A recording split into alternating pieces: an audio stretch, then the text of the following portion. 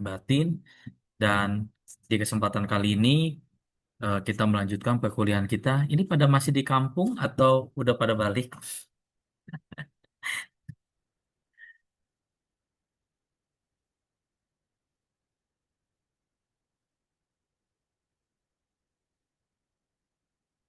Oke, teman-teman, saya di Google Classroom udah post untuk materi kita hari ini dan sebentar saya akan share screen untuk materi perkuliahan kita pada pagi hari ini.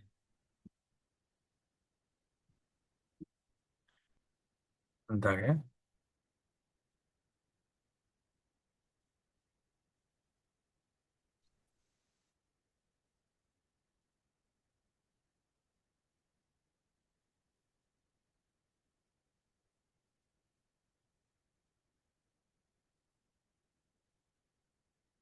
Sudah terlihat kah?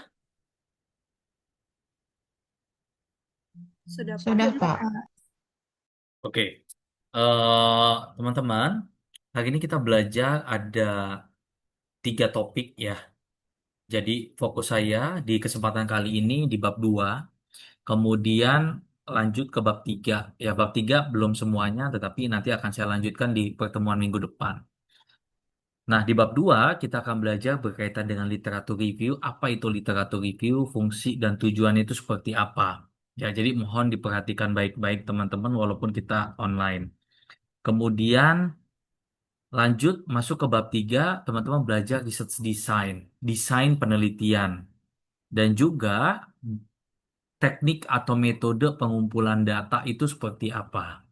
Ya, jadi tiga subbab ini yang akan kita pelajari pada hari ini ya, pada pembelajaran hari ini. Jadi mohon benar-benar teman-teman diperhatikan kalau ada yang nggak tahu nanti setelah saya memberikan materi disimpan dulu baru kemudian nanti ditanyakan.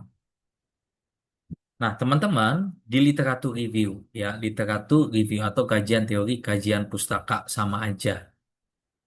What is primary literature? Yeah, what is primary literature? This is often asked, and the immediate answer that is often used includes peer review article. However, the list of other students before you are also quite valuable. Maksudnya apa? Saya selalu menganalogikan literatur review itu seperti kitab sucinya, guidance-nya, petunjuknya. Ya, jadi kalau misalnya teman-teman, ada masalah ini nih di organisasi, di tempat kalian penelitian, di objek penelitian, apapun, instansi kah, kementerian kah, lembaga kah, perusahaan kah, teman-teman lihat di bab 2. Bab 2 isinya ini, literatur review atau kajian pustaka. Lihat yang benar tuh secara teori itu apa sih? Misalnya contoh Angga ini Nur Cahya Permata. Misalnya lampu merah main terobos aja karena udah kepepet atau kebelet pipis misalkan.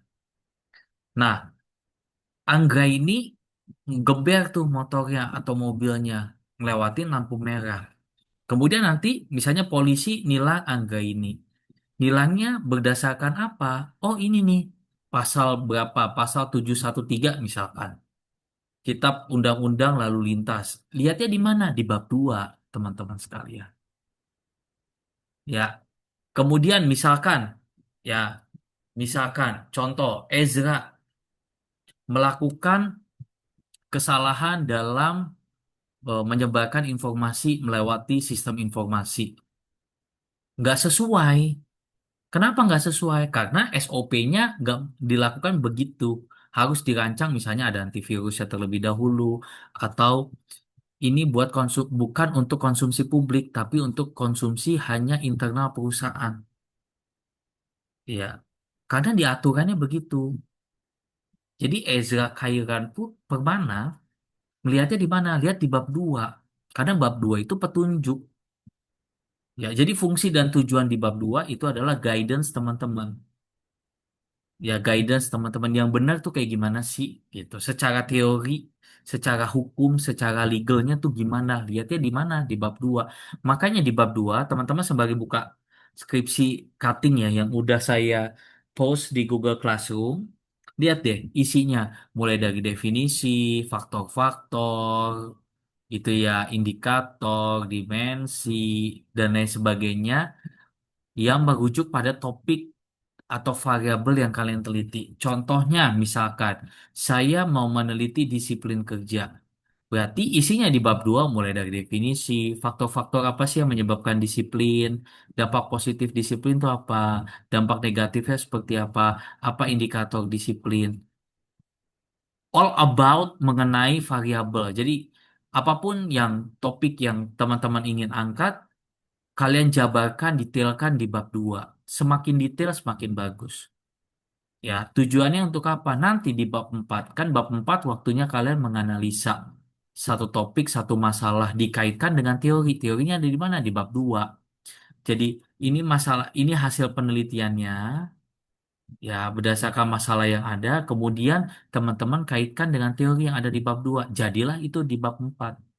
Jadi bab 4 adalah hasil penelitian yang sudah kalian teliti, kemudian dikaitkan sama bab 2. Itu bab 4. Jadi sekali lagi bab 2 isinya adalah petunjuk, SOP, guidance, kitab, ya, yang teori yang sebenar-benarnya adanya di bab 2.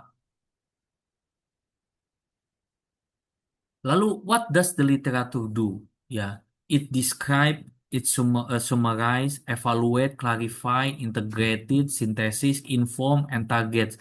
Jadi ini tujuan di bab 2 tuh banyak sekali. Mendeskripsikan, menyimpulkan, mengevaluasi, mengklarifikasi, menginformasikan, mengintegrasikan. Jadi segala macam bentuk informasi adanya di bab 2. Jadi itu dasar kalian. Ya, ini loh misalnya hasil penelitiannya karyawannya banyak yang nggak disiplin.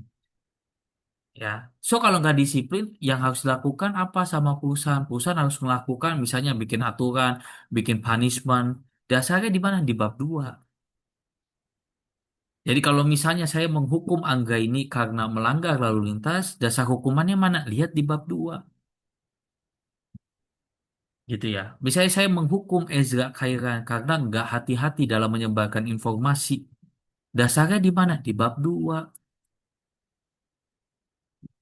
Ya, so jadi analisis kalian nanti yang akan kalian buat di bab 4 itu harus tercantum adanya di bab 2. So sekali lagi lebih baik, lebih detail, lebih bagus di bab 2 sehingga nanti analisis kalian untuk di bab 4 tuh lebih komprehensif.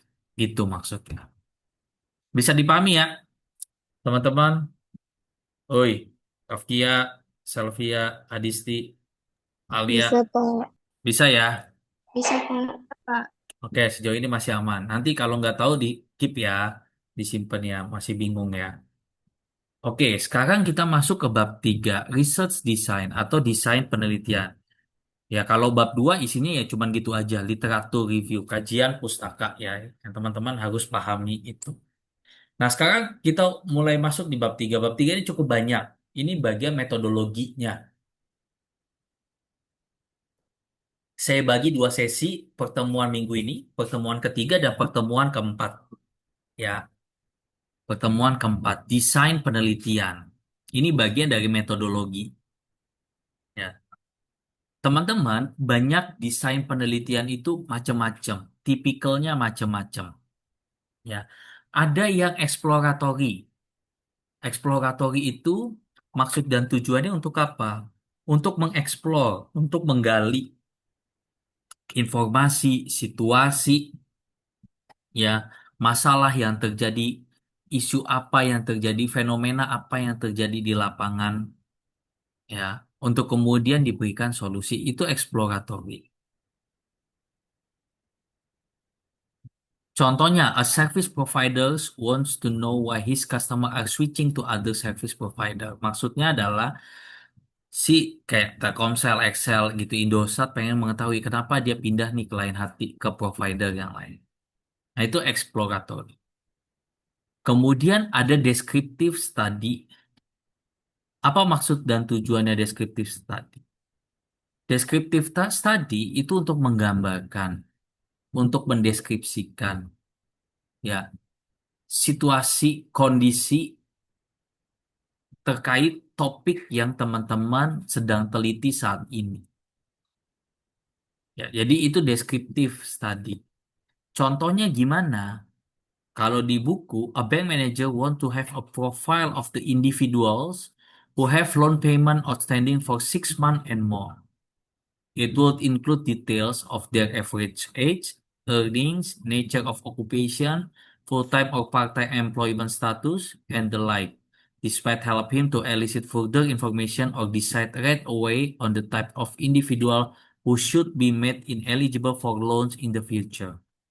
Apa maksud di sini? Descriptive study contohnya adalah seorang kepala cabang sebuah bank ya ingin melihat memprofile customer-customer di bank tersebut yang memiliki pembayaran kartu kredit katakanlah demikian atau pinjaman yang outstanding pembayarannya bagus nggak tepat waktu ya nggak ada tunggakan sama sekali ya dia ingin memprofilkan itu tujuannya apa? Tujuannya adalah kalau dia pembayarannya bagus ya pembayarannya bagus maka ketika ada program-program, ada diskon gitu ya, itu bisa ditawarkan. Tapi kalau misalkan programnya, historinya nggak bagus, misalnya, contoh Aminah Mufidah nih bayaran telat mulu, misalkan demikian, bayar kartu kredit. Nah, kepala cabangnya ini nggak mau pakai lagi, nggak mau ditawarin lagi, yang ada di blacklist. Itu contoh ya. Itu deskriptif tadi. Kalian menggambarkan atau mendeskripsikan sebuah situasi yang terjadi di tengah masyarakat, topik yang kalian teliti, kalian gambarkan. Ini loh yang terjadi. Ya, sama seperti kalian bercerita liburan lebaran, kalian kemana aja gitu. Makan ketupat, Pak. Habis itu siang-siangnya karena saya udah enak sama ketupat dan opor ayam, saya pergi cari bakso dan mie ayam. Kemudian malam-malamnya saya beli nasi goreng. Itu contoh ya. Kemudian yang ketiga ada hipotesis testing. Nah, ini adalah contoh, saya kembali dulu, ya. Hipotesis testing itu maksud dan tujuannya adalah untuk menguji sebuah hipotesis. Contohnya gini, kalau teman-teman pergi ke dokter, ya, teman-teman pergi ke dokter. Misalnya contoh Devina Safia mengeluhkan, Pak, saya demam, batuk, pilek. Kemudian dokter itu akan mendiagnosis, oh siapa tahu Devina ini radang tenggorokan. Contoh ya, ini hipotesis testing. Hipotesis adalah sebuah dugaan, sama kayak dokter mendiagnosis sebuah dugaan.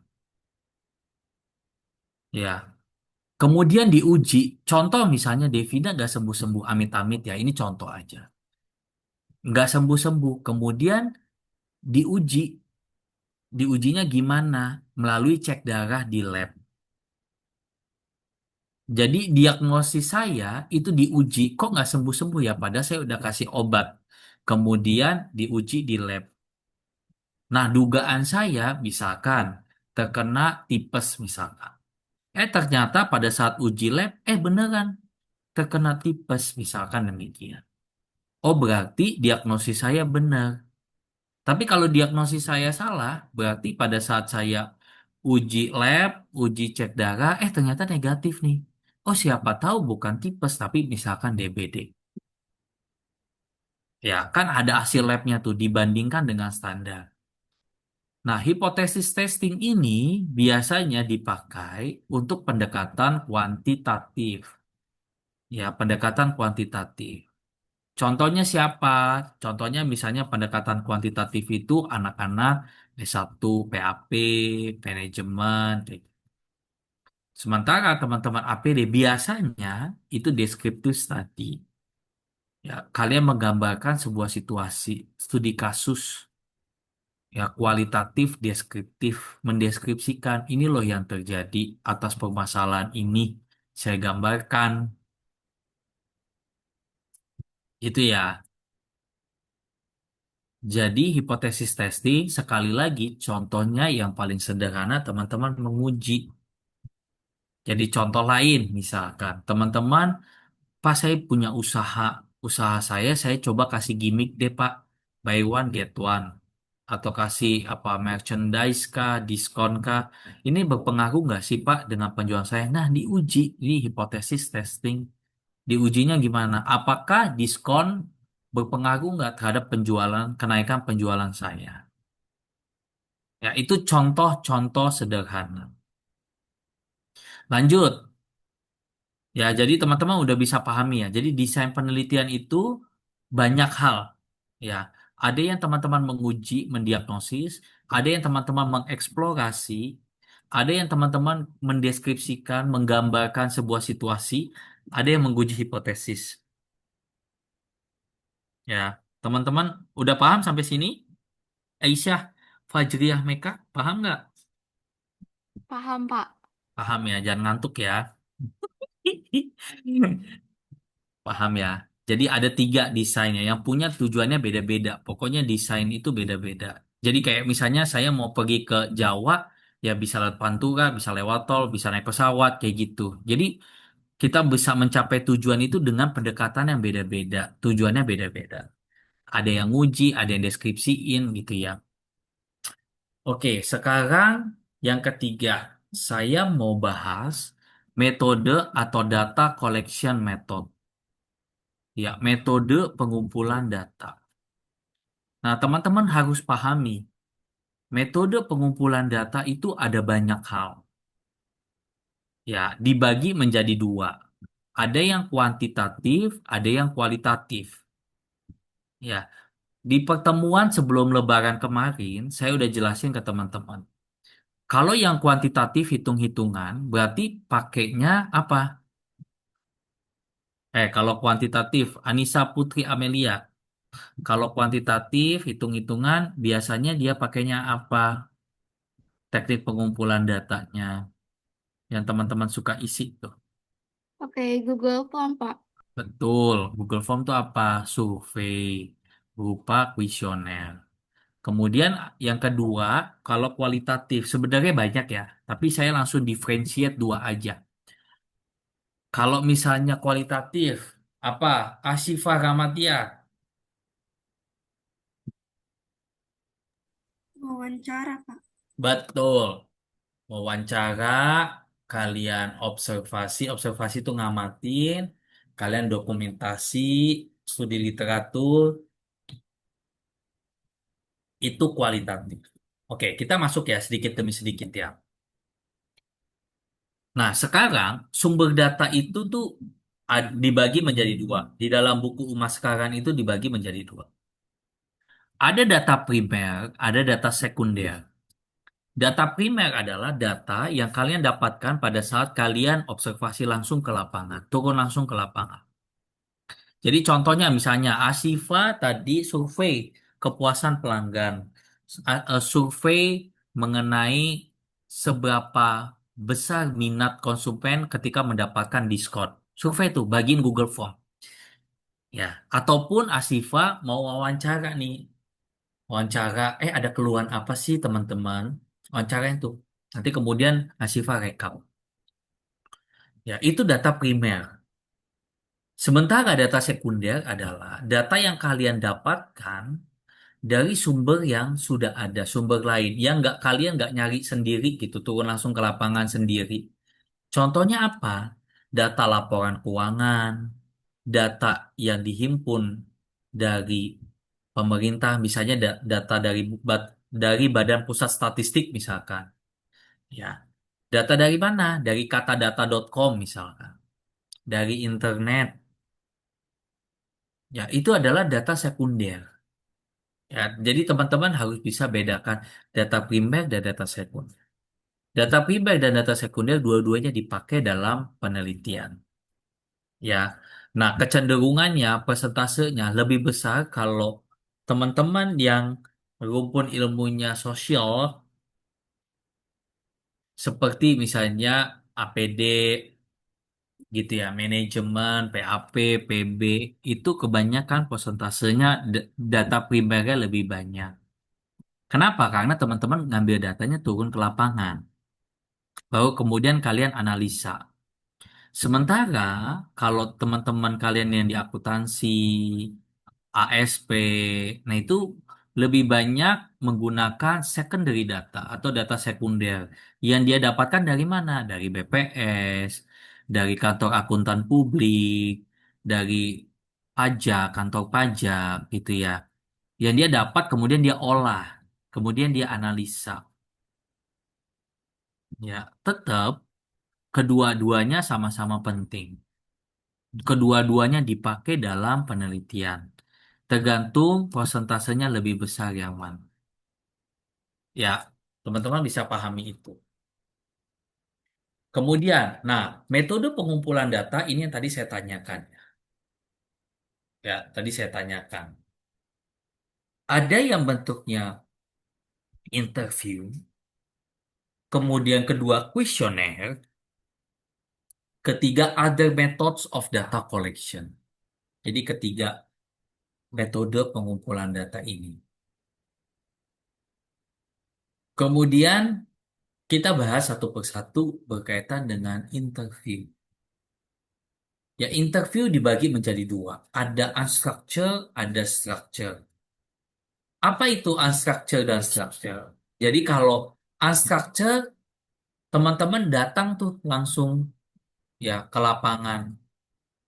Ya, contoh misalnya Hotfield Baki, dia tanpa tedeng aling-aling datang ke lapangan, udah wawancarain aja. Wawancarain Pak ada masalah apa gitu. Dia nggak punya catatan, udah kayak ngobrol biasa aja. Kalau gidul, ngalor gidul, kemana-kemana. Kalau structure, misalnya Mawar pada saat wawancarain, itu dia udah punya tuh catatannya di print bagus. Oh, nanti saya tanya ini, kemudian kedua saya tanya ini, ketiga saya tanya ini. Itu structure interview. Nah, mana yang lebih baik? Menurut saya yang lebih baik adalah structure interview. Kenapa? Kalian itu udah punya guidelines ya, udah punya panduannya, udah punya pedomannya. Sehingga nanti pada saat kalian ke rumah, pulang ke rumah, kalian dengerin tuh hasil interview kalian melalui pakai headset. Kemudian kalian bikin transkripnya, nggak banyak data kebuang. Karena apa? Kalian udah tahu nih, oh satu apa, dua apa, tiga apa, empat apa. Itu structure. Kalau unstructured, lebih banyak data kebuang. Ya karena nggak ada panduannya. Ya, oh saya pengen nanya tentang ini, saya lupa ya nanyainnya ya. Nanti kalian ngambil data lagi. Ya, tapi bukan berarti kalau structure, misalnya tadi contohnya Mawar ya. Mawar pengen wawancarain. Wawancarain misalnya wawancarain Fatan Rahadiansyah. Fatan, kamu udah kerja di sini berapa lama? Oke. Kemudian Fatan, gimana perasaan kamu bekerja di sini? Ada kendala apa? Jadi nanyanya itu bukan nanya interogasi ya, Mawar. Bukan nanyain kayak penyidik KPK apa penyidik polisi nanyain si Patan. Tetap kita punya panduannya tapi ada basa-basinya ya. Ya agak penyimpang dikit, tanyain misalnya kalau misalnya dia punya anak, punya keluarga, gimana liburannya, kemudian nanti balik lagi. Jadi saya selalu mengibaratkan nih, saya kasih tahu ke mahasiswa basa-basi busuk 3B, basa-basi busuk. Jadi ingatlah ketika misalkan teman-teman ya, ini terutama yang laki-laki sedang coba PDKT. Nah, basa-basi busuk. Ngalor ngidul fokus pertanyaan A, B, C nanti ngalor ngidul lagi nanti D, E, F. Itu saya ajarin ke mahasiswa saya demikian. Nah, bagi teman-teman yang perempuan, ilangin dulu ya urat malu putusnya ya. Kalian harus berani untuk terjun ke lapangan, bicara sama orang, mendekati orang buat wawancarain. Yang kalau sekarang masih Pak saya malu-malu kucing Pak, malu-malu kucing. Ya, saya biasanya didekati, nggak bisa kayak gitu. Namanya kalian meneliti, itu harus udah mulai proaktif, tanya, mengamati, ya harus dibuka percaya diri kalian. Karena nanti di dunia kerja pun sama. Ini ada masalah apa? Oh iya Pak, ini saya udah wawancara A, B, C, D, E, saya udah kasih kuesioner, ini analisa saya. Ah, itu kan mantap. Begitu ya teman-teman. Dan yang laki-laki pun harus berani, percaya diri, gak usah takut. Ya, selama kita nggak nyolong, nggak nyuri, kan nanya kita. Oke, lanjut ya. Unstructured interview are so labeled because the interviewer doesn't enter the interview setting with the planned sequence question. Ini yang tadi saya katakan. Jadi kalau unstructured, ya udah si hotfield udah nanya aja tuh. Ya ngalor ngidul kemana-mana, dia nggak punya planning, nggak punya apapun. Ya kadang-kadang outlier, outlier itu data menyimpang. Ya nanti kita akan pelajari minggu depan ya, bagaimana kita menganalisis data. Tapi esensinya adalah kalau structure interview banyak data yang keluar dari konteks karena kita tuh nggak fokus gitu loh nanyanya apa. Kadang kalau kita nggak bawa catatan keluar tuh dari jalur nanyanya.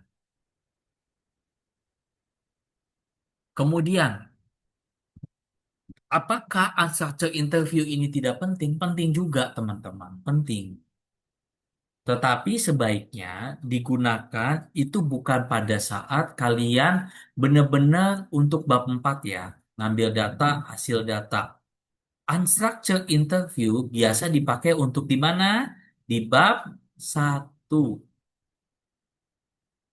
Di bab satu. Misalkan Aulia Farhana. Ya. Aulia, kamu interview kasar aja. Ngomong ngalor ngidul. Pak, ada masalah apa sih, Bu? Di sini gimana pekerjaannya? Kira-kira menurut Bapak mana yang belum efektif ya, Bapak, Ibu? Yang belum optimal nih kinerja dari Bapak Ibu atau kinerja di perusahaan ini? Mana aspek yang perlu diperbaiki. Nah, itu kan structure ya. Kita nggak bawa apa-apa pedoman, kemudian kita ngalor ngidul untuk menggali masalah. Kemudian nanti dari hasil penggalian masalah tersebut, kalian pilih satu saja.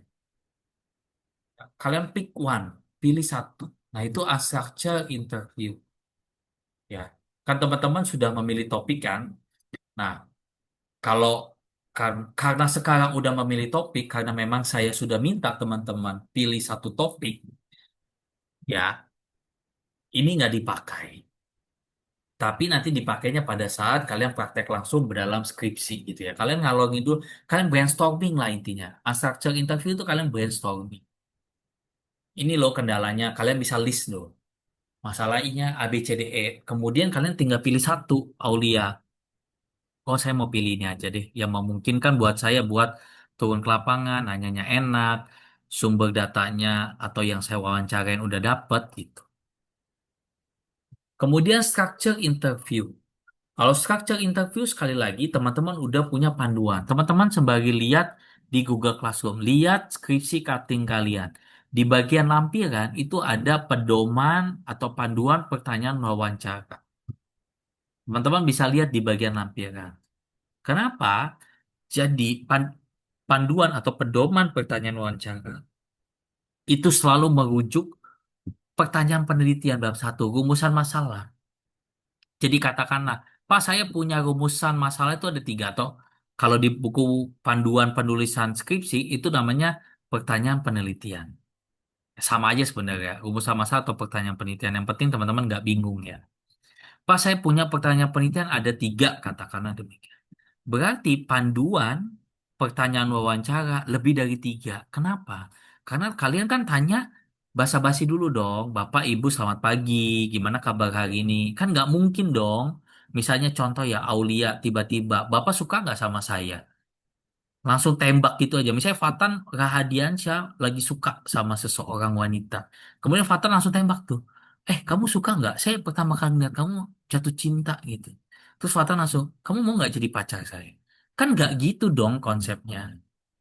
Nah, teman-teman harus pahami, dalam proses interview itu harus ada pembukaan, ada isi, ada penutup. Jadi ada salam pembuka, teman-teman tanya kabar, gimana kondisi Bapak hari ini, baru perlahan sedikit demi sedikit tuh masuk ke intinya tuh yang mau kita tanyain. Kemudian setelah selesai, sedikit demi sedikit juga kita tutup. Ya, Dan jangan lupa ucapan terima kasih dan salam penutup. Itu penting, teman-teman, untuk menimbulkan apa kesan yang positif. Suatu saat kalian misalnya ada yang kurang data, mau konfirmasi lagi ke narasumber, enak, jangan songong. Ya, kita kan minta tolong, kita tanya. Kalau songong ya dia juga males nanggepin kita gitu. Jadi baik-baiklah dengan narasumbernya. Bisa dipahami ya, Aulia, Fatan, teman-teman yang lainnya. Kemudian, nah, teknik interview itu ada beberapa teknik. Ini yang saya mau bagiin ke teman-teman semuanya di pertemuan ketiga ini. Ada teknik funneling, open-ended question. Jadi kita fokus kepada jawaban narasumber. Jangan kita yang mendominasi. Ya, biarkan dia explore. Kita mengeksplor jawaban dari dia. Biarkan lebih banyak dia yang berbicara. Jadi kalau teman-teman usahakan jangan langsung to the point. Kasih gimmick-gimmick dulu, ajak dia mood yang positif, mood yang membangun, udah nyaman berbicara dan dekat dengan kita, baru kita mulai masuk ke inti. Nah, di dalam inti pertanyaan ada namanya funneling, open-ended question. Maksudnya atau contohnya gini, ya ini contohnya. Misalkan Ra- Rachel Jessica. Rachel Jessica lagi mau tanya si narasumbernya, Pak, Bu, boleh ceritain nggak sih pengalaman Bapak Ibu dalam bekerja di tempat ini tuh gimana? Nah, itu open-ended question tuh. Jadi biarkan dia mengeluarkan unek-uneknya, jawabannya dia. Kita jangan potong. Ya, kita jangan potong. Ya, itu funneling. Biarkan dia mengimpresikan situasi yang dia hadapi ya, yang dia rasakan. Ini yang pertama. Kemudian yang kedua, unbiased question. Unbiased question, teman-teman, yang kedua ini mohon dengan sangat, ya, jangan mengarahkan jawaban narasumber. Contoh, Rachel, dia nanyanya, Pak, kerja di sini nggak enak ya? Itu udah bias tuh. Berarti Rachel, Jessica sudah mengarahkan si narasumber untuk berkata yang negatif. So harus kayak gimana? Ya, lebih ke netral pertanyaannya itu. Pak, boleh nggak ceritain pengalaman Bapak kerja di sini gimana ya? Gitu. Kemudian ada masalah seperti apa ya, Pak? Gitu ya. Gimana Bapak menghadapi situasi kondisi yang seperti ini ya, Pak? Jadi bukan yang bias question atau mengarahkan udah langsung negatif ya. Meskipun kita udah tahu nih firasat kita kayaknya negatif nih di bagian ini. Tapi biarkan mereka bercerita sendiri. Ya, itu unbiased question. Kemudian yang ketiga, clarifying issue. Ya, misalnya contoh Muhammad Farhan Barakba. Ya, lagi wawancarain satu kasus. Kalau teman-teman lihat ada satu kasus nih eh berkaitan dengan contoh ya. Kemarin tuh gue lagi baca di Detik ya. Kalau teman-teman baca berita yang di Medan BNI eh Medan apa di Rantau Prapat ya. Jadi ada nasabah yang uangnya tuh kehilangan dan dibawa kabur sama kepala seksi keuangan gitu ya. Lupa saya. Udah kabur ke Australia. Nah, ini contoh ya. Misalnya Farhan tanya tuh gimana tuh? Ini kan isu lagi sensitif, lagi menjadi hot issue. Ya, lagi menjadi hot issue. Jadi tanyanya kalau bisa hati-hati. Jangan sampai yang menyinggung ataupun ini isu ini lagi sensitif nih. Jadi isu nasional. Ya.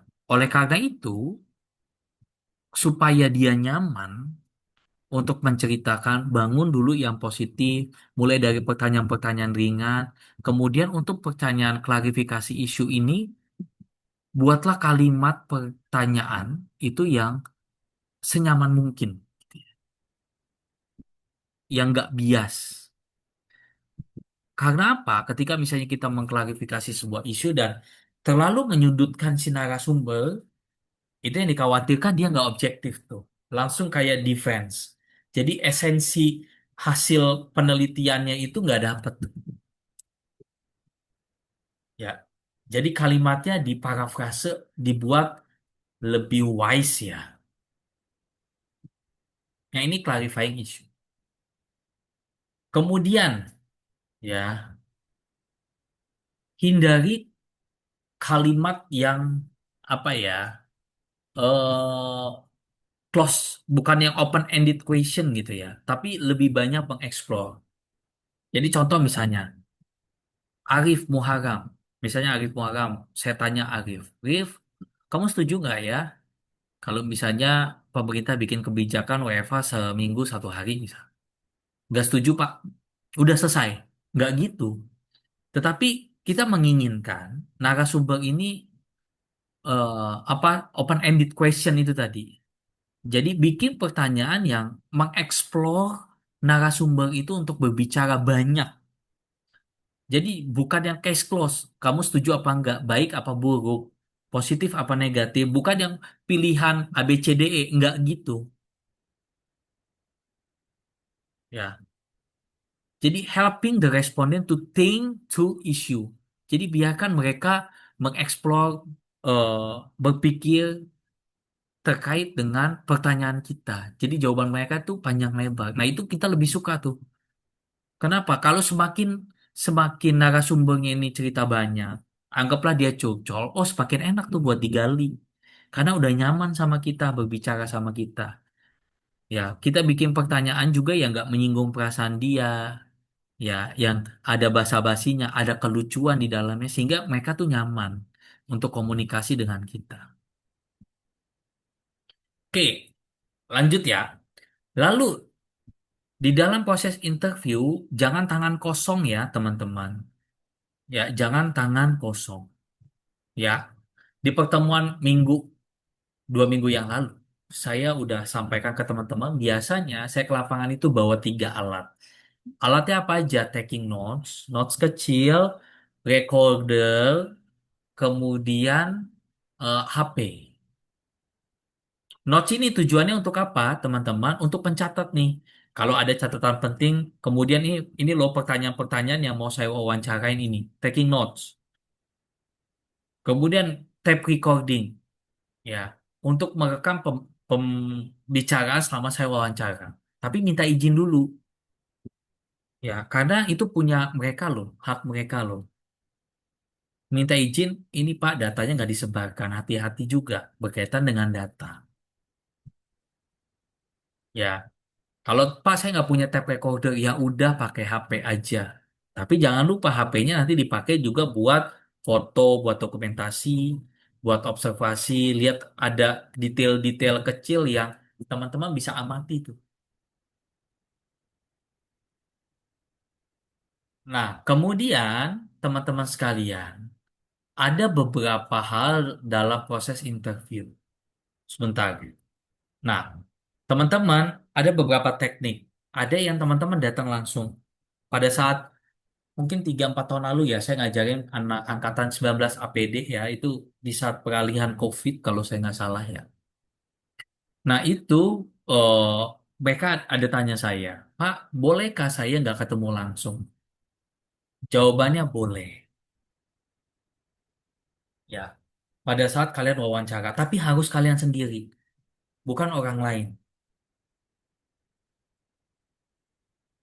Tetapi saya tetap menyarankan kalian interview langsung. Kenapa? Kalian bisa tahu emotion seseorang, ada gimmick seseorang, ada menunjukkan rasa kesukaan, rasa ketidaksukaan. Itu penting, teman-teman. Ya, that's important. Ya, personal interview dia punya keuntungan apa? Kita bisa langsung mengklarifikasi. Kita bisa melihat gimmick-gimmick verbal, visual secara langsung. Ya, tetapi dia punya kelemahan, dia punya tantangan. Ya, kalian harus meluangkan waktu datang ke sana, ada ongkos ke sana, gitu ya. Kemudian belum izinnya dan lain sebagainya. Kemudian ada juga yang melalui percakapan telepon. Ya, dia punya keuntungan lower cost. Ya, lower cost dia kita nggak berhadapan muka. Ya, karena Pak saya pemalu Pak, gitu ya. Tapi dia punya kelemahan. Ya, kita nggak punya, kita nggak bisa lihat gimmicknya, emotionnya, kemudian responnya ini apakah dia suka apa enggak sih, kemudian masih bisa digali apa enggak, kita nggak tahu nih dia lagi sibuk apa nih. Siapa tahu pada saat wawancara misalnya saya wawancara Maisara Husne Ara, ternyata si Maisara lagi nyapu ngepel bantuin ibunya gitu ya. Ah, nih Pak Kris bikin gue repot aja nih, gue lagi bantuin masak, bantu nyapu ngepel gitu ya. Nah, itu telepon interview.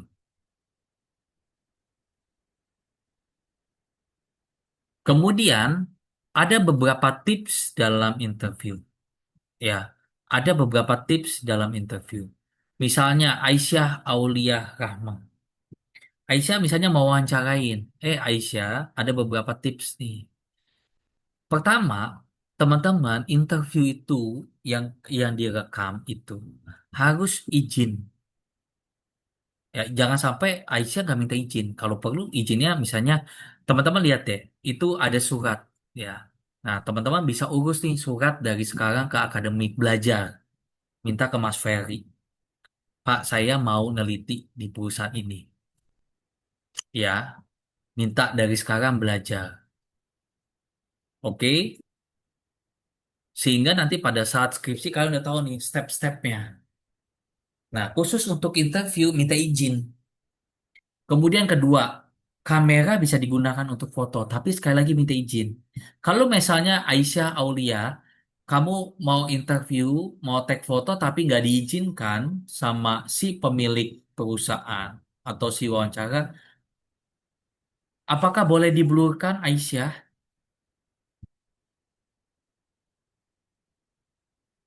Boleh, Pak.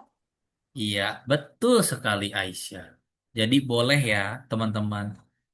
Jadi nama perusahaan aja boleh diblurkan. Jadi kan kalau teman-teman lihat skripsi cutting, ada yang PT ABC, XYZ, CDE, HIJ, KLMN gitu ya. Terserah kalian lah. Nah, tapi dalam proses interview, apakah boleh diblurkan? Boleh. Ya, karena mereka nggak apa berasa supaya mereka aman juga, nggak berasa terancam. Kemudian belajar juga dalam proses wawancara. Saya yakin teman-teman yang nggak biasa wawancara pasti gugup keringetin. Jadi contoh, Rosalina Anggraini. Pak, saya boleh nggak belajar dulu di kamar Pak sama adik saya, apa kakak saya? Boleh. Pak, saya boleh nggak kalau ngomong sendiri di kamar mandi? Boleh, gitu ya. Sampai ada mahasiswa itu cutting kalian ya, Pak, saya boleh nggak latihan dulu? Boleh, silakan. Karena saya nggak terbiasa Pak ngomong di depan langsung gitu ya. Nah, terutama PR besar saya itu terutama di teman-teman yang perempuan. Ya, kebanyakan masih malu-malu. Saya harus katakan demikian. So, sekali lagi, teman-teman harus berani. Nggak apa-apa latihan dulu di depan kaca, di kamar, kakak adik, ibu bapak. Apa saya mau ngomong kayak gini nih, gimana? Supaya teman-teman bisa berani.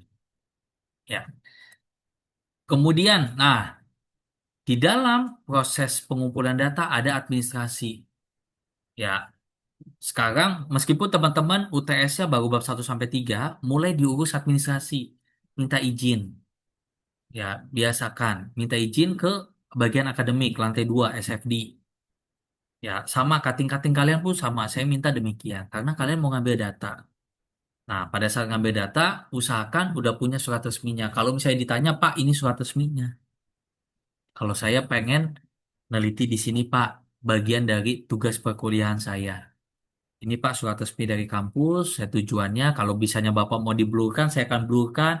Kalau Bapak mau pakai inisial nama perusahaan, saya akan pakai. Gitu ya. Karena yang tahu data itu kalian. Ya, jadi misalnya Sakina Malikia Aksanti. Sakina, Pak, saya mau ke PT ini nih. Ngurusnya di mana SFD lantai 2. Nah, nanti Sakina ketika misalkan mau ke perusahaan Pak mau wawancara, tanyain tuh narahubungnya. Pak, ini surat izinnya. Itu apakah saya email atau ngasih langsung? Kalau ngasih langsung, kasih langsungnya ke PIC-nya siapa? Ya, kalau misalnya mau email, minta alamat emailnya kemana? Atau bawa WA, WA-nya ke siapa? Minta CP-nya, kontak personnya, gitu ya. ya. Jadi data collection method ini itu kita wajib untuk minta izin, ya, bersurat. Nah, jadi sopan santun lah. Kayak misalnya teman-teman mau masuk ke rumah orang pun ya sopan santun. Atau yang orang lain mau masuk ke rumah kalian pun ya ada tata keramanya lah. Ya masuk baik-baik, keluar pun baik-baik.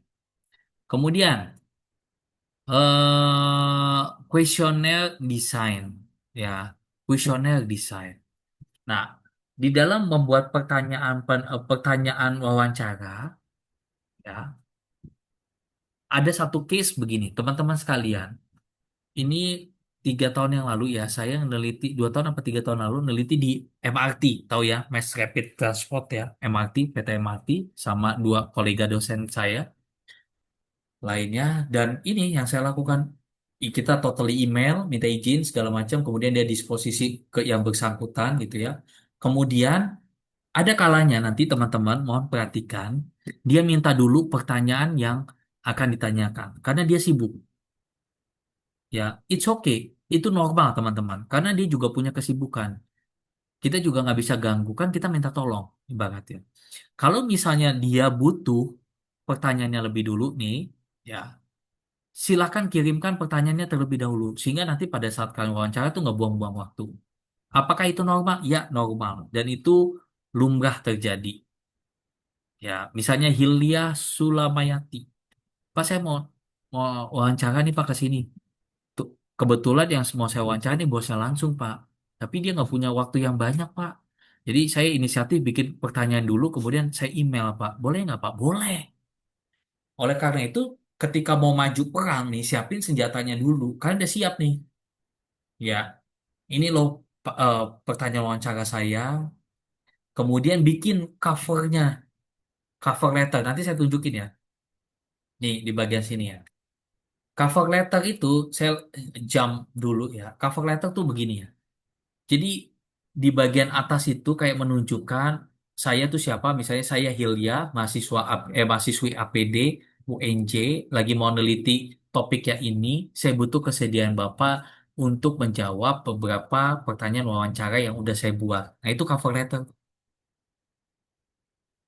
ya. Saya kembali lagi. Oke. Jadi sekali lagi bikin pertanyaan wawancara dari umum dulu, dari basa-basi, inti, baru kemudian penutup. Kemudian sebelum masuk ke pertanyaan wawancara, kalian jelasin dulu tuh, nggak ujuk-ujuk bikin pertanyaannya langsung. Ya, apalagi kalian mau kasih ke pimpinan perusahaan. Jadi kalian jelasin dulu di awal nih, kalian tuh siapa, apa maksud dan tujuannya, neliti tentang apa, berapa lama waktu yang dibutuhkan. Jangan ujuk-ujuk langsung tembak aja tuh poin. Mas bro, saya mau wawancarain kamu. Kamu siapa? Ya, nggak gitu caranya. Oleh karena itu penting ya, bikin yang baik, bikin pembukaan, kalian menjelaskan identitas kalian siapa, baru masuk list pertanyaan wawancara yang akan kalian mau wawancarai. Kemudian, di dalam membuat kalimat pertanyaan, hindari kalimat-kalimat yang ambigu, yang menghina, gitu ya, yang bias, yang tadi seperti saya sampaikan, hindari mengarahkan yang ambigu-ambigu, yang dia nggak bisa ngerti, apalagi singkatan-singkatan Gen Z sekarang gitu ya. Belum tentu yang kalian wawancara tuh sama-sama Gen Z atau Gen milenial. Kalau dia Gen X gimana yang dia mau pensiun, nggak tahu bahasa gaul kalian, dia nggak ngerti teman-teman. So kalau bisa bikin pertanyaan yang bahasa baku deh Indonesia yang kita berdua sama-sama ngerti, gitu ya. Lanjut lagi. Nah, di dalam membuat kuesioner ini saya tekankan lagi ya di perkuliahan pertemuan ketiga, di pertemuan kedua saya udah sampaikan ya. Misalnya Adisti Indah mau bikin pertanyaan wawancara, hindari no name sekali lagi. Kenapa no name? Nih, lihat mana ya? Oh sebentar. No name. Nih, classification data, personal information, elicit such information as age, educational level, marital status, income. Ini diperbolehkan. Lihat poin kedua. Unless absolutely necessary, it is best not to ask for the name of the respondent. Jadi jangan sekali-sekali kalian nanya nama. Kenapa? Potensi resiko untuk disalahgunakan tuh besar. Potensi resiko data pribadi tersebut tersebar itu besar. Apalagi kalian yang sembrono gitu nyimpen datanya, semau-maunya aja. Jadi makanya saya biasakan, kalau teman-teman di skripsi cutting, itu ada partisipan A, B, C, D, E. Ya, perusahaan pun kalau mau dibuluarkan X, Y, Z. Ya, kalaupun data, ya udah ini partisipan A, lama bekerjanya di sini, tingkat pendidikannya sekian, status perkawinan sekian. Ya, so sekali lagi, kalau itu gak benar-benar penting, ya, etikanya itu tidak boleh ada nama di dalam pengumpulan data. Supaya apa? Objektif, nggak bias, datanya aman, si responden atau partisipannya juga aman. Nanti dia khawatir juga, aduh kalau nama saya ada, nggak terus dibaca sama pimpinan, wah, saya siap-siap dipecat nih. Jadi so sekali lagi be careful ya. Kemudian, nah teman-teman bisa bikin kayak gini ya, bikin pilihan ya umur, kemudian annual income, ada yang juga kadang-kadang ada yang sensitif berkaitan dengan umur gitu ya. Kemudian income, ya kalian bisa bikin range seperti ini. Ya, kalian bisa bikin range seperti ini. Kemudian, nah ini contoh yang tadi saya katakan. Ini contoh kirim surat pembuka, kalimat pembuka, tujuannya apa, kalian mau ngapain, kayak gitu. Ya, besar harapannya kita bisa mendapatkan data di objek penelitian tersebut. Oke, kemudian personal information, ini status misalnya kerja di perusahaan ini dia statusnya sebagai apa? Ya, berapa lama dia bekerja? Bisa kasih pilihan demikian. Nah, ini kalau dia kuantitatif. Ini saya yakin teman-teman, kalau kuantitatif biasa melihat seperti ini. Ada sangat setuju, sangat tidak setuju, netral gitu ya. Setuju, tidak setuju ya. Untuk kemudian nanti dikalkulasikan, dihitung hasilnya dan kemudian dianalisis. Ini kalau kuantitatif. Nah, kemudian data collection method yang lainnya observational survey. Observational survey itu kalian mengamati loh gerak-geriknya, ya sama kayak misalnya detektif atau intel kayak gitu. Kan kemarin saya udah sampaikan kan, di mana mahasiswa APD itu udah berpakaian udah kayak intel, di mana kalian ngamatin tuh gerak-geriknya, udah kayak detektif deh, ya. Jadi nggak percaya omongan orang gitu ya. Kan kita ada tiga ya. Wawancara iya, kemudian kalian observasi nih. Oh kalian ngamati benar apa enggak sih? Dengan kacamata kalian sendiri ya. Detektif, gerak-geriknya, benar gak sih saya ngeliat datanya langsung. Ketiga dokumentasi. Dokumentasi itu ngeliat fisiknya langsung ataupun lihat dari record data perusahaan. Nah itu dokumentasi. Nah jadi kita bisa compare nih, kita bisa bandingkan hasil wawancara, hasil observasi kita, dan hasil dokumentasi kita.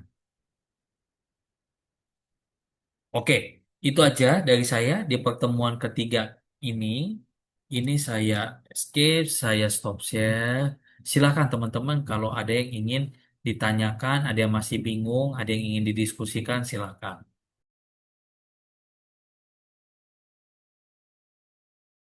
Pak mau tanya. Boleh silakan. Siapa yang tanya? Alia ya? Ya, Pak. Iya, jadi tadi terkait dengan surat izin, itu semisal apa respondennya itu kita cari secara mandiri, terus juga nggak mewakili perusahaan tertentu, itu apa tetap perlu surat izin penelitian atau boleh nggak usah? Eh, sebentar. Alia, gini. Sekaligus mengklirkan pertanyaannya Alia. Nah, skripsi khusus penelitian anak APD harus berujung di satu objek penelitian. Ya, jadi nggak boleh bebas tuh. Dia nggak mewakili ini itu nggak boleh. Jadi misalnya Alia mau neliti di PT ABC, berarti orang tersebut harus karyawan PT ABC, ya. Dan karyawan itu karyawan tetap ya, bukan karyawan outsourcing. Karena outsourcing itu dia karyawan di PT lain tapi dikerja di situ. Jadi jawaban saya atas pertanyaannya Alia, harus Alia mewakili. Nggak boleh kayak misalnya contoh gini ya, customer penyuka apa mixue gitu ya, kan umum banget ya. Oleh karena itu, pilih salah satu masalah di situ dan respondennya ya berkaitan dengan itu. Bisa dipahami ya Alia? Oke, bisa dipahami, Pak. Lanjut, siapa lagi? Nggak usah malu-malu ya, nanti kalian bingung. Hotfield, silakan. Saya pengen tanya Pak, Ya.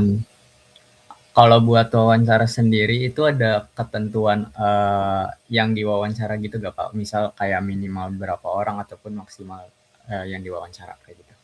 Oke, pertanyaan bagus. Minggu depan ya, Outfield, minggu depan saya akan bahas mengenai sampling, validitas dan reliabilitas data, dan teknik analisis data minggu depan ya. Jadi, nanti saya spill sedikit, penentuan sampel tuh ada di dalam kualitatif maupun kuantitatif. Tapi ada perbedaan. Perbedaannya apa? Kuantitatif, katakanlah misalnya begini, saya yakin teman-teman yang berhimpun di organisasi, itu pasti pernah nyebarin kuesioner. Ya, contoh, Pak, saya diminta sama ketua saya suruh nyebarin 100. Itu kuantitatif.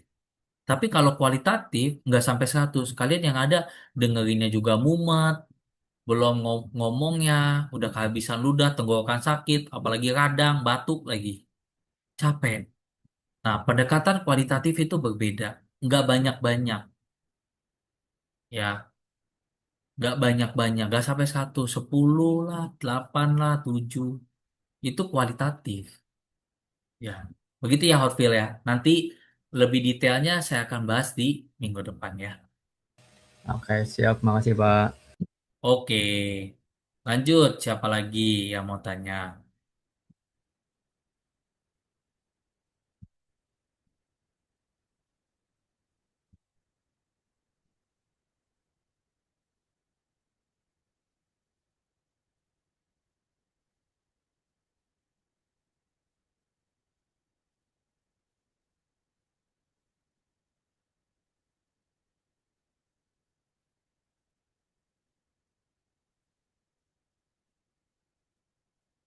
Saya lihat topiknya udah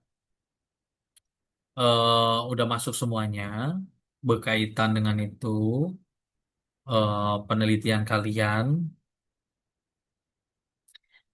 Ada mungkin catatan saya, teman-teman sekalian, hindari kata terhadap ya. Kita udah sepakat. Eh, Kalaupun mau, ya udah analisis. Misalnya siapa nih contoh ya?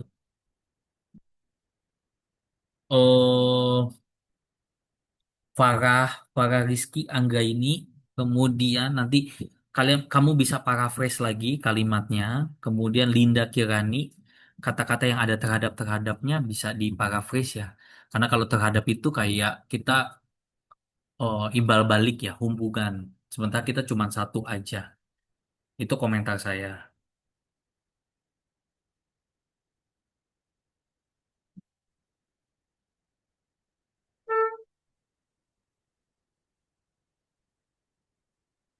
Teman-teman, udah buatkah bab satu, bab satu, bab dua kah?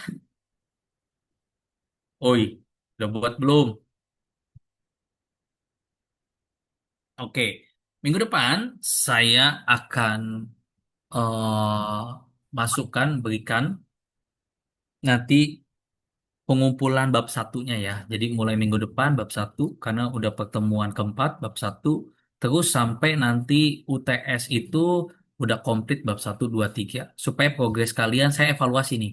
Karena kan saya nggak kasih tugas nih pertemuan 1 sampai 3. Jadi pertemuan keempat bab satu udah jadi, pertemuan kelima bab 2 udah on progress paling tidak, pertemuan ke-6 bab 3 juga udah on progress. Sehingga nanti pada pertemuan ke-8 sudah jadi tuh bab satu bab 2 bab 3-nya. Gitu ya. Saya nggak maksud apa harus selesai enggak ya. Beberapa orang WA saya, Pak, apakah harus selesai? Enggak. Yang penting ada progres ya. Tapi saya minta di ujung akhir pada saat periode UTS itu harus sudah jadi. Cover bab 1-3, daftar pustaka lengkap semuanya rapih. Bisa dipahami ya, teman-teman ya.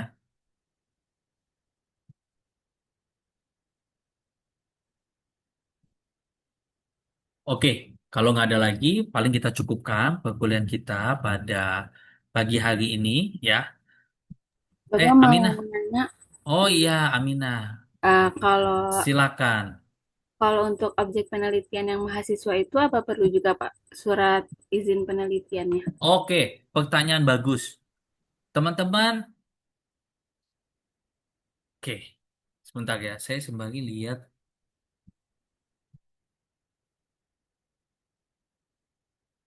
Oke. Hmm. Ada kabar buruk buat teman-teman, ya. Kami bertiga, para dosen, udah sepakat tidak boleh kampus UNJ ya. Jadi mahasiswa kampus UNJ nggak boleh. Jadi harus ada di instansi perusahaan kah, pemerintahan kah, nggak boleh. Ya, silahkan tanya Kartik kalau kalian nggak percaya sama saya. Itu saya sudah larang, 100% saya larang. Jadi harus di luar dari UNJ. Mudah sekali kalau UNJ, mana ada tantangan.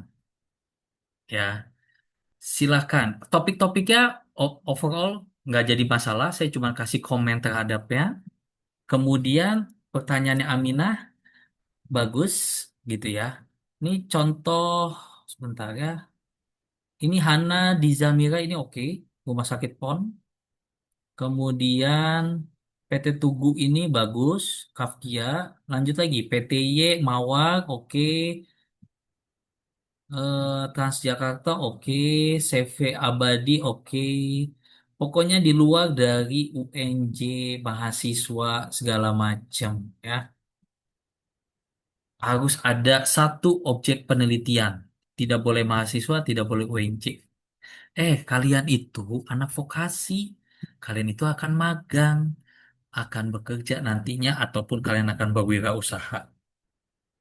Jadinya kita berharap, kami para dosen itu berharap teman-teman udah dapat nih kasus yang real di lapangan. Ya, kasus real di lapangan, nanti persiapan siapa tahu teman-teman magangnya di tempat yang kalian teliti. Ya, begitu ya teman-teman sekalian. So, dari sekarang udah mulai dicari tempat mungkin kakak kalian, saudara kalian, ibu bapak kalian, pacar kalian, siapapun silahkan. Ambil satu aja, minta izin samain dia untuk meneliti di sana. Ya, untuk suratnya silakan ajukan ke SFD lantai 2. Saya setiap semester pada saat saya Kolpodi udah pakai TTDIO aja tuh. Banyak sekali gitu ya. Nanti kalau butuh itu pasti tanda tangan Kolpodi. Begitu kakak-kakak yang ganteng-ganteng, yang cantik-cantik. Lanjut, siapa lagi yang mau tanya? Bapak saya mau nanya, Boleh, silakan. jadi gini Pak, kawasan kawasan apa? Kawasan industri makanan gitu kan, itu kan di situ tuh banyak yang jualan, jualan makanan, tempat makan. Nah itu nggak perlu izin kan ya Pak? Boleh diulang, Mariela? Maksudnya gimana? Jadi kalau misalnya nih kita mau teliti suatu kawasan gitu, kayak misalnya suatu masuk satu kelurahan, tapi dia tuh lebih ke adat kawasan apa perdagangan gitu, itu nggak perlu minta izin ke kelurahannya kan Pak? Oke, pertanyaan bagus. Tetap perlu. Kenapa kalian masuk di situ? Saya udah neliti di desa wisata manapun saya masukin. Itu pasti ada paguyuban, entah dia paguyuban, patembayan, karang taruna yang ada naungannya di organisasi itu. Jadi, secara objek penelitian, itu dia dinaungi sama organisasi tersebut. Kemudian nanti pada saat misalnya Mariela mau wawancarain, silakan Mariela komunikasi wawancara sama komunitas yang ada di situ. Tetapi objek penelitian yang ada di tugas kita, nih kan ini bukan skripsi ya, di tugas kalian, Itu misalnya apa nama organisasinya harus ada gitu ya. Kawasan industri apa? Misalnya contoh ya, ini contoh yang saya teliti ya udah beberapa tahun ini. Sebentar ya. Nih, saya kasih unjuk ya. 2002 nih, 2026 FKI.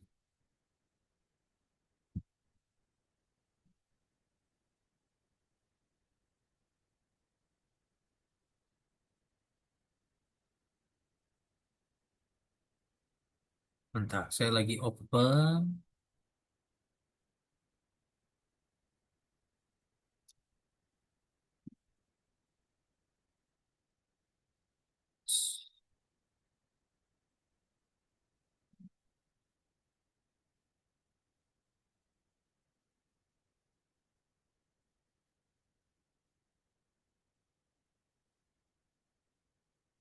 Oke, ya.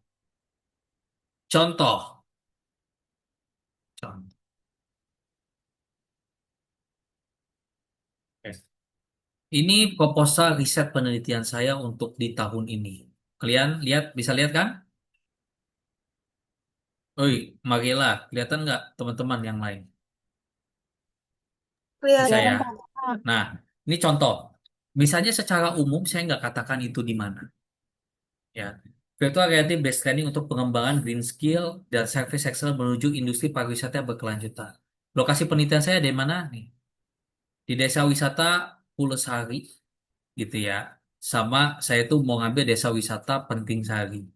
Nah, di sini saya itu pasti ke ada ada paguyubannya di situ. Saya kasih izin, saya minta izin ke si desa paguyuban itu. Saya buat izinnya.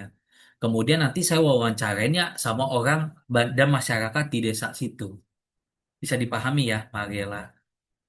Gitu ya. Jadi kalau misalnya kamu komunitas UMKM mana? Saya udah pernah ke komunitas UMKM. Saya minta izin dulu nih, Pak, saya mau masuk, Mbak, Bu. Nanti UMKM-nya saya tetap wawancarain kayak gitu. Oke? Tulis. Bisa paham, Mariela? Bisa paham, makasih Pak. Oke, Kakak.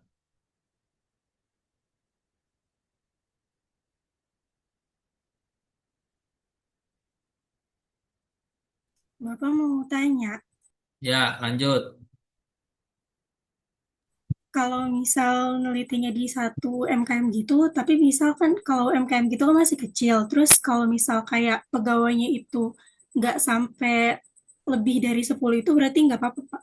Nggak boleh. Nggak boleh. Kita udah sepakat, tim dosen itu nggak boleh kelurahan, kecamatan, UMKM yang karyawannya itu sedikit. Kalau mau instansi, paling tidak minimal itu levelnya pemerintah kota, kabupaten, pemerintah provinsi, itu silakan. Tapi kalau yang masih kelurahan kecamatan, enggak, itu kecil sekali. Apalagi UMKM, Asyifa. Ya, semangat ya. Pusing ya pasti, nggak apa-apa. Nikmati aja. Semangat ya. Aku cuma bilang semangat, beneran. Lebih baik kalian susah di awal. Lanjut, ada lagi nggak? Pak mau tanya, Boleh.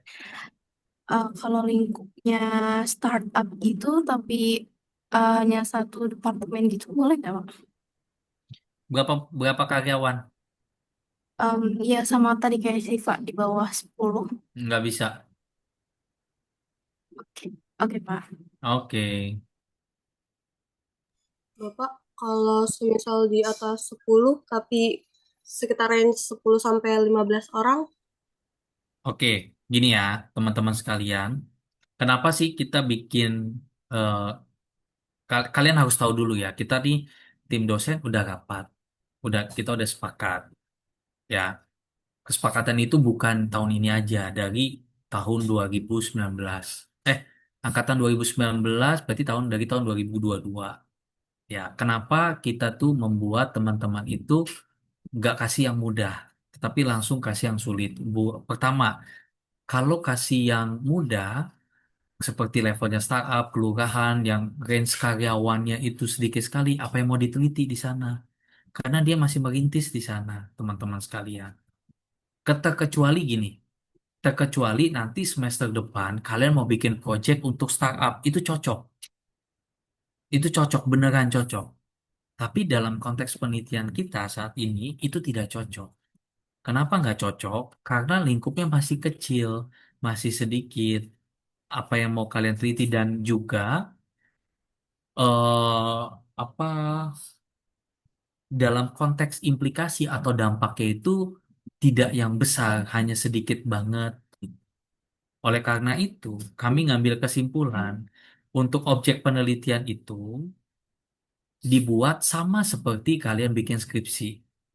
Paling tidak, teman-teman nanti pada saat skripsi itu punya gambaran. Oh, objek penelitiannya ini nggak kecil ya. Yang kedua, oh nanti saya gagal di sini. But it's okay, nggak jadi masalah. Saya pernah gagal di Medlit. Tapi nanti pada saat skripsi, saya nggak ngulangin kesalahan saya lagi. Oleh karena itu, ya perusahaan startup, instansi kelurahan, kecamatan, lingkup WNJ, itu kami larang.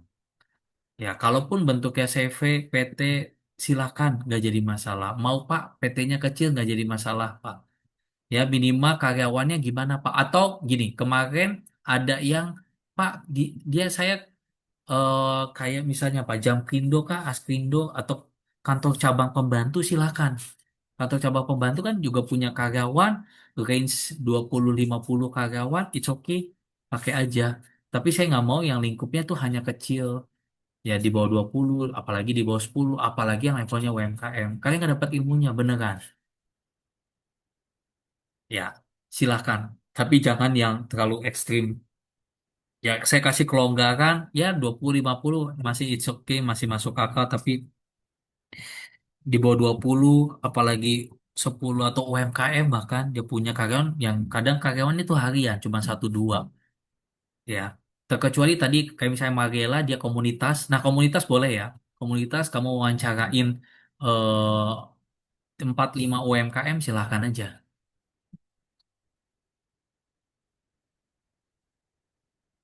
Oke, lanjut. Siapa lagi yang mau tanya?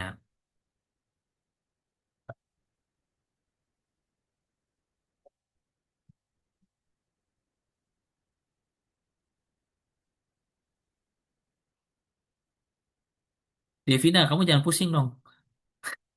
Kamu udah nepok jidat. Aduh, Pak Kris nih. Bikin gue pusing aja, kata Devina. No hard feeling ya, teman-teman.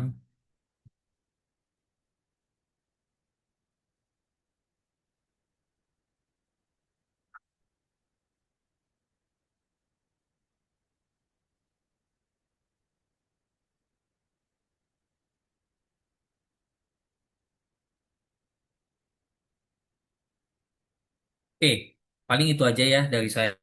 Untuk judul, saya nggak ada masalah untuk topik. Topik-topiknya ada juga yang masih baru-baru nih. Job hugging, kemudian apa lagi nih? Green Office, oke, bagus. People pleaser, bagus.